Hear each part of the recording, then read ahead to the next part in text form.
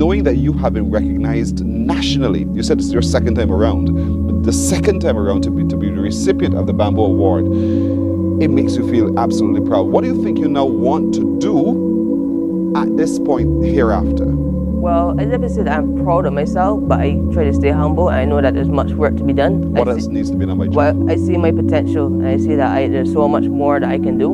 I've been going into the schools and such like, and spreading the joy of skating and encouraging these kids that, you know, that they believe in themselves, that, you know, to never give up, to share my story, you know, to give hope to others.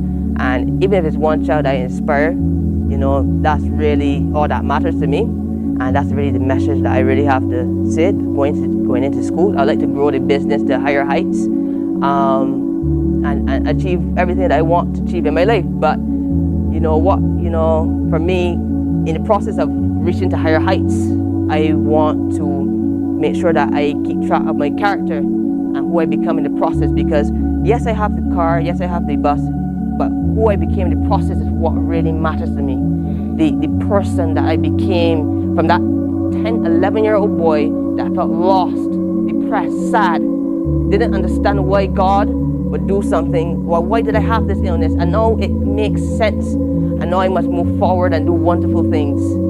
So, and you know, like I said, my character, to keep track of that, to keep my center, God as my center, to keep kind, to keep generous, and to keep hopeful. I'm not always perfect at those things. I'm human, and I'm not always perfect. I'm not always the most hopeful person. I'm not always the most kind. I'm not always the most generous.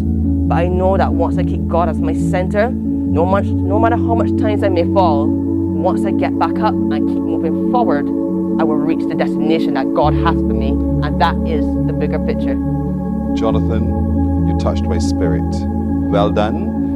Congratulations on your award. Because you are so centered, success is going to flow there from. It wouldn't always look like that, but it is.